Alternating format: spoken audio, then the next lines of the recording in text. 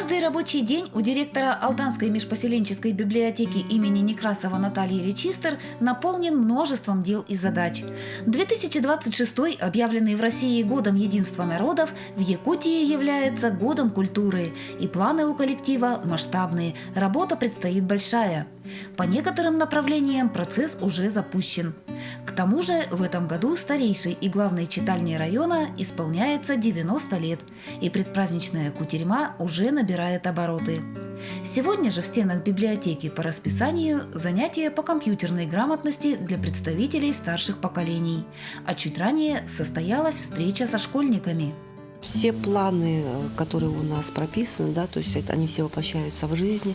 Мы планируем сейчас буквально в феврале будет декада родных языков. У нас готовится декада мероприятий в этом направлении.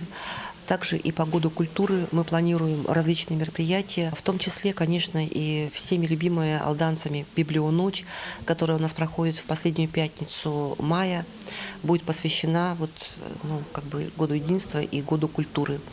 Ну и, разумеется, конечно, 90-летие библиотеки имени Некрасова, которое мы будем отмечать в декабре 2026 года. К нему мы готовимся основательно. Мы поменяли полностью брендбук нашей библиотеки, и вы можете видеть и на сайте, и в различных мессенджерах наш новый логотип. Мы уже сейчас начали работу в социальных сетях по освещению истории нашей библиотеки, начиная с 1936 года, когда она еще была у нас избой читальней. Ну и, конечно, в год 90-летия библиотеки мы бы хотели идти в ногу со временем, да, и не отставать от прогрессивных библиотек. И хотим постараться, конечно, в этом году ввести чат-бот нашей библиотеки, то есть ввести искусственный интеллект в работу нашей библиотеки для того, чтобы и, во-первых, облегчить труд наших библиотекарей-каталогизаторов, и в том числе, возможно, облегчить какие-то запросы наших читателей, наших пользователей. Наталья родилась в поселке Большой Невер Сковородинского района Амурской области.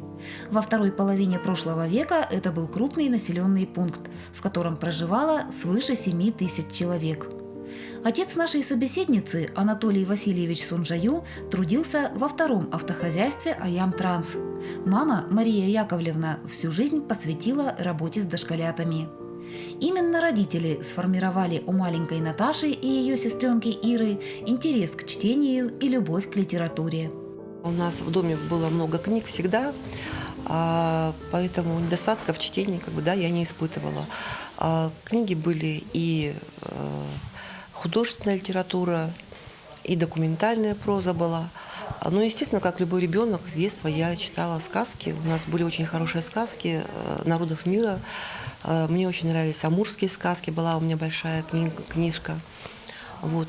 Став чуть постарше, конечно, уже это был Гайдар Тимур и его команда, это был Конан Дойл, это была Агата Кристи, Вальтер Скотт, Джек Лондон.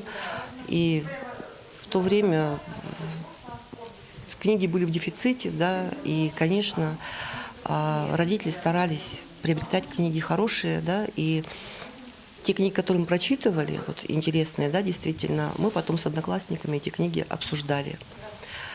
У нас в библиотеке дома была даже большая советская энциклопедия. И поэтому, когда мы писали сочинения, нам задавали по русскому языку, да, литературе сочинения, я никогда не испытывала дефицита, да, каких-то знаний в критическом материале или каких-то дополнительной информации для того, чтобы написать сочинение. Поэтому, конечно, я очень рада, что у нас такая библиотека была. И да, действительно, у нас семья была читающая.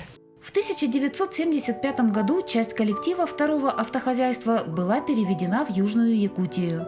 Так семья Сунжаю переехала в Алдан. В то время наша собеседница только готовилась пойти в школу. В Невере у нас был частный дом, поэтому по приезду в Алдан, конечно, впечатления первые были такие, что большой двухэтажный дом, большая трехкомнатная квартира, и это был январь, и было очень много снега. Ну а позже уже, когда познакомилась с соседскими детьми, там подружились, да, то есть мы уже целые дни мы проводили на улице, строили снежные городки, играли в снежки, там, в догонялки, в зорницу, бегали рядышком, лес у нас хороший был, катались на лыжах на горе Горбатка. Ну, вот такие вот впечатления. Отец всю жизнь отработал в Воям-Трансе во втором автохозяйстве водителем, а мама работала воспитателем в детском садике «Дюймовочка». Вскоре наша героиня отправилась в первый класс. Школа номер 2 тогда находилась еще в старом здании. Учиться Наталье нравилось. И хотя ей все дисциплины давались без труда, все же любимыми оставались гуманитарные предметы. Она была еще наша старенькая двухэтажная деревянная школа. Новой школы еще не было. Она появилась гораздо позже, уже после того, как я закончила школу. Вот, учились, дружили, ходили в походы, играли в зорницу, участвовали в забегах, в лыжных. Класс был очень дружный, и поэтому мы, в принципе, с нашим классом до сих пор поддерживаем отношения, общаемся, и если удается, ну, разбросала жизнь людей, да, как бы по всему бывшему Советскому Союзу. И поэтому, если кто-то из нас где-то бывает либо в Москве, либо в Владивостоке, то есть мы созваниваемся, стараемся встречаться, то есть общение продолжается. В тот период во всех общеобразовательных учреждениях активно вводилось производственное обучение. И в 14 лет Наталья начала осваивать вождение автомобиля. Нам предлагали либо обучаться шитью девочкам, а мальчикам предлагали автодело, но не ограничивая при этом и девочек желающих. Поэтому я, конечно, выбрала автодело. Вот, мы занимались в автошколе, которая находилась там, где сейчас находится магазин «Тысяча мелочей». Была большая автошкола, и мы вот 2 года учились. Первый год мы изучали устройство автомобиля, двигатель внутреннего сгорания и так далее, да, из чего состоит полностью мотор, ну и так далее. А уже 2-й год у нас была практика. В то время в Алдане машин было немного, поэтому нам, наверное, с этой точки зрения было легче практиковаться в вождении. Вот. И мы очень гордые. Тогда была «Волга» у нас в автошколе. Мы на «Волге» ездили, то есть на механике. Ну и я хочу сказать, что меня еще учил и отец вождению, поэтому если мы выезжали куда-то в лес за грибами, за ягодами, то есть там на лесных дорожках он меня сажал за руль и вот как бы командовал, что мне делать: тормоз, газ, сцепление и так далее. Окончив школу, Наталья уехала в Улан-Удэ. Она стала студенткой Института культуры и искусств, одного из ведущих культурных вузов страны, который ныне является Восточно-Сибирской академией культуры и искусств. Наталья выбрала факультет библиотековедения. Помню, на первом курсе, когда мы только поступили, нас на практику, в то время практиковалось такое понятие, как поехать в совхоз, и нас отправили в Читинскую область. Я уже не помню, как называется деревня, но вот мы жили там и собирали облепиху. Впервые увидела, как растет облепиха, что это, оказывается, очень колючий, такой кустарник колючий. Нам выдали спецодежду, выдали верхонки, тазики и вот и шмыгалки так называемые. Они чем-то похожи на тяпки, которыми мы копаем, которыми картошку, да, только там 2 таких вот загогулинки. И вот это берешь веточку облепихи, этой шмыгалкой ягоду собираешь, она падает в тазик. Вот, собирали облепиху целый месяц, ну, потом уже, естественно, вернулись на учебу. В нашем институте, именно от института был лагерь, он назывался «Ослик» на берегу Байкала. Мы туда ездили нашим курсом отдыхать. Там, ну, очень холодная вода, конечно, в Байкале. Она, в принципе, наверное, не прогревается, мне кажется, никогда, потому что, ну, холодное озеро. Вот. Ну, устраивали там тоже различные конкурсы какие-то, пели у костра, прыгали через костер. Ну, как все студенты, в общем-то, жили такой вот веселой студенческой жизнью. Также летом организовывались различные студотряды. Кто-то ехал на Сахалин добывать красную икру, кто-то ехал проводниками в поездах дальнего следования.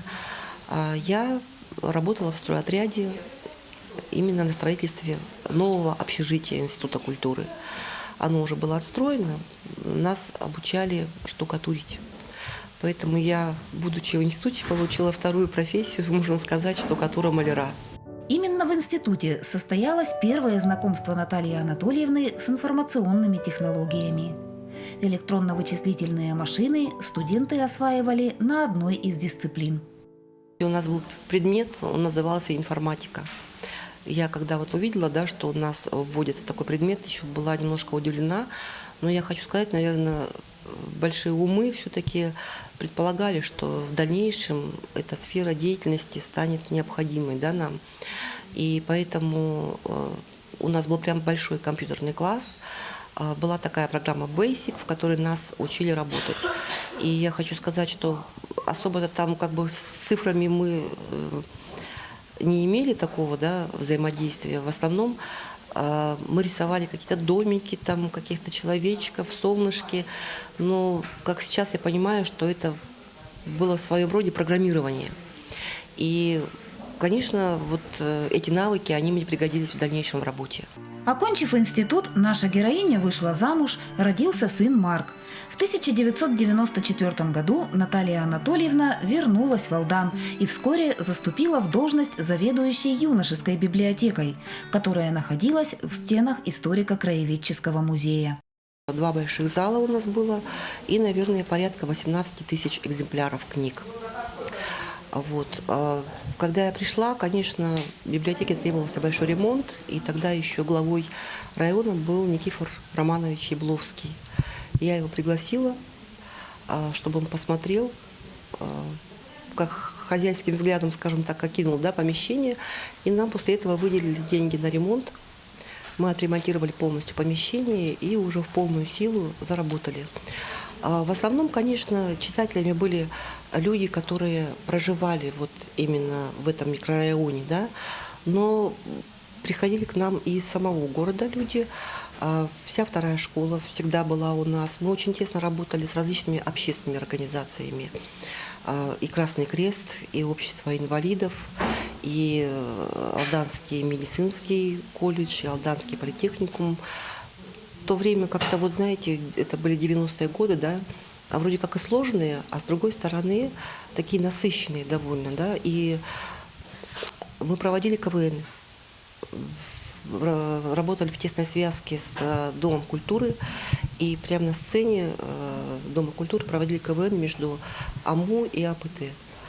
Вот. В то время также я немножко поработала вашей коллегой, работала немножко на телевидении нашем. Мы приглашали молодежь и проводили с ними, знаете, такой вопрос-ответ, различные интервью. Мы говорили и о любви, и о жизни, и о том, чего хочет молодое поколение. Были, конечно, и казусы тоже.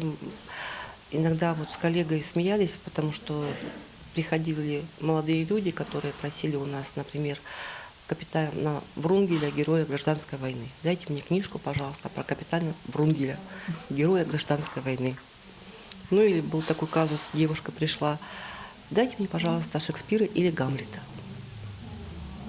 Ну, то есть, вот да, были такие казусы интересные. Ну, это неотъемлемая часть нашей профессии, поэтому мы как бы в копилочку это все собираем у себя. Юношеская библиотека, к сожалению, в 1999 году у нас произошел пожар. Сгорела не только библиотека, сгорел наш Алданский историко-краеведческий музей.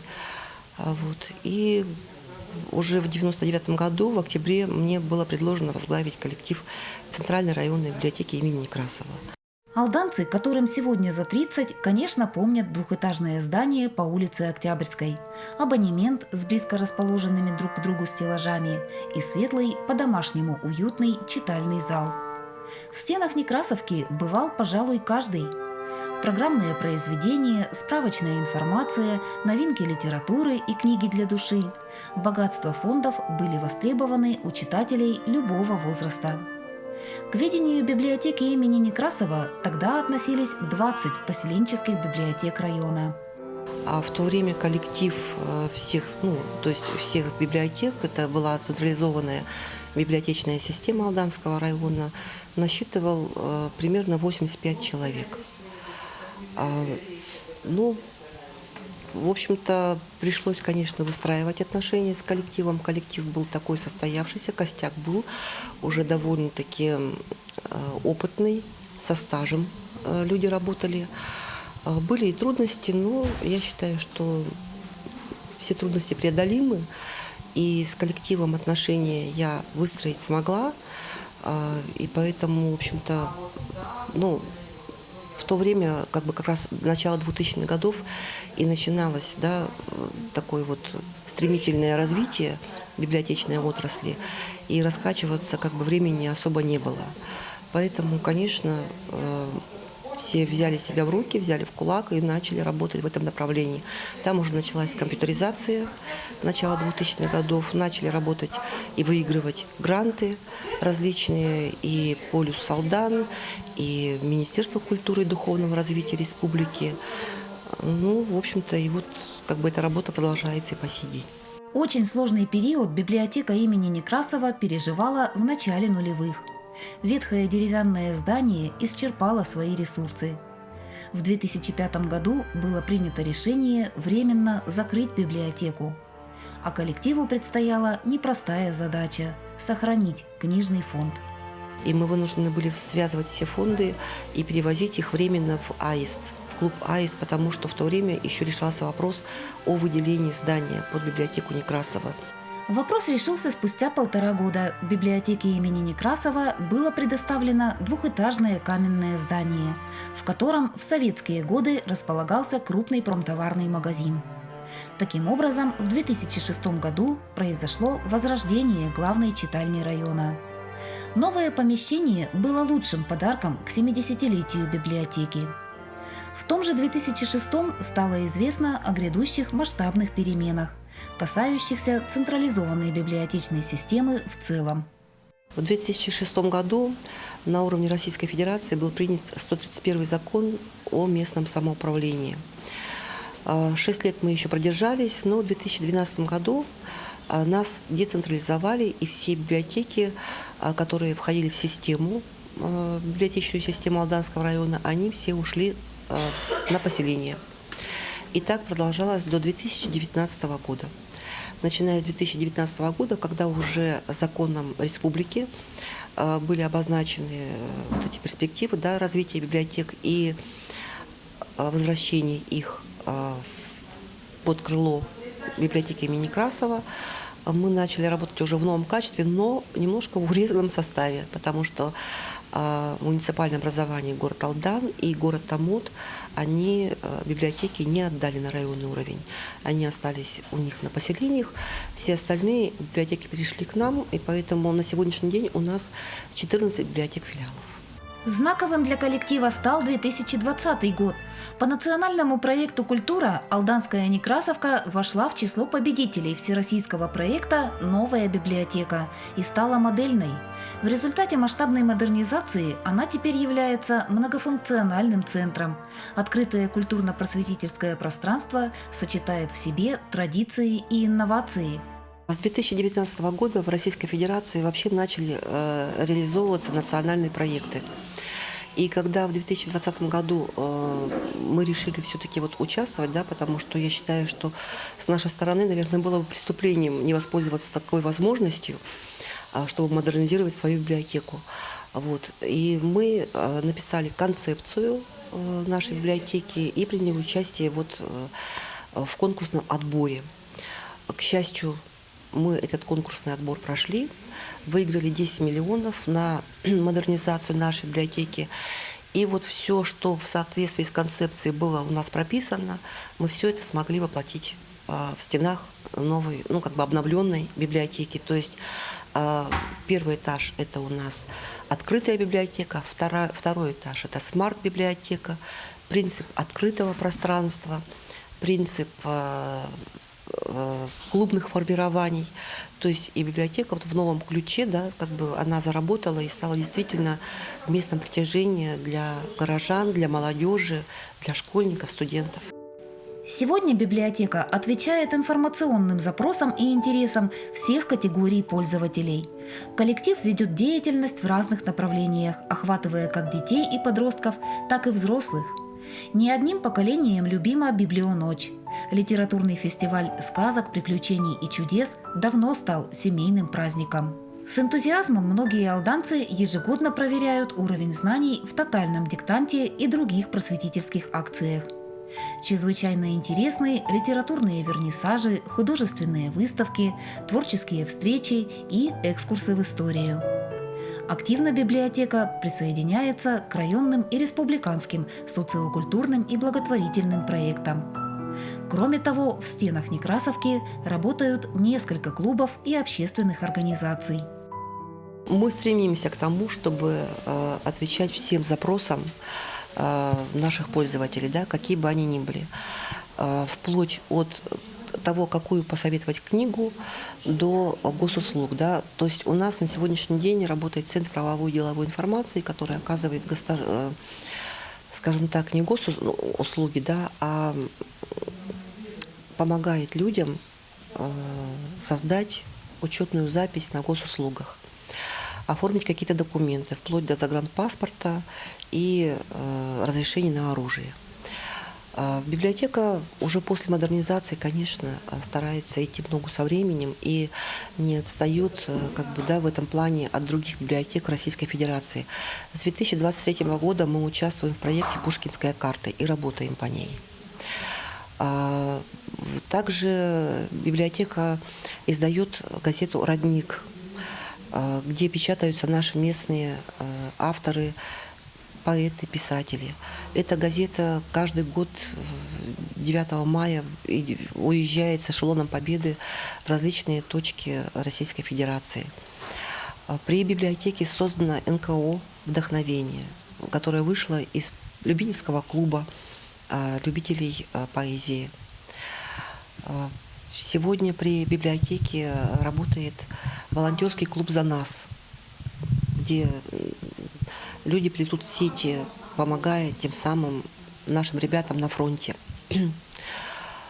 Сегодня библиотека участвует в различных также проектах, грантах, выигрывая их. Буквально вот в прошлом году, в 2025 году, мы опять участвовали в нас в проекте, только уже не культура, а семья. И прошли конкурсный отбор и выиграли 8 миллионов на модернизацию библиотеки села Якокит. Уже в сентябре текущего года мы будем открывать двери обновленной библиотеки в этом селе. Постоянные посетители библиотеки, конечно, знакомы с Рыжиком. Главный читатель, незаменимый сотрудник, страж порядка, пес удостаивается различных титулов и званий. При библиотеке Рыжик живет уже более 10 лет. К коллективу прибился неожиданно и почти случайно, однако быстро стал общим любимцем. Ну, вы знаете, Рыжик, хочу сказать, что самый читающий пес Алданского района постарел и стал гораздо спокойнее. Поэтому сейчас ему, в общем-то, не до того, чтобы на кого-то лаять там, да, или куда-то убегать. То есть он постоянно проживает в помещении библиотеки, ведет себя очень достойно, читает газеты, журналы, книги, и все у него хорошо. Рыжик – частый гость в доме Натальи Анатольевны. У нее он проводит выходные и праздники. Конечно, верным спутником для нашей героини Рыжик остается в поездках на природу. Конечно, Рыжик постоянно сопровождает меня, и будь это лес, когда мы едем за грибами или за ягодами, либо это дача, либо это надо копать картошку на огороде. Вот, Рыжик постоянно сопровождает. Ну и не только туда, я хочу сказать, он у нас вхож и в бухгалтерию управления культуры. Его знают и там, и все его там приветствуют и любят. Поэтому я веду активный образ жизни, и ему приходится его вести, да. Активного ритма Наталья Анатольевна придерживается постоянно, как в работе, так и на отдыхе. Свободное время она проводит ярко, интересно и насыщенно. Занимаюсь фитнесом. В зимнее время, конечно, это прогулка на лыжах. Во время отпуска, конечно, я люблю путешествовать. Вот буквально недавно совершила путешествие своей мечты, побывала в Венесуэле. Погружение в иные обычаи и традиции, знакомство с культурой и достопримечательностями, возможность увидеть что-то неизвестное и удивительное – такие поездки, по словам Натальи Анатольевны, наполнены незабываемыми впечатлениями и эмоциями. А новые знания и интересы позволяют максимально раскрыть личностный потенциал и способствуют активному самосовершенствованию.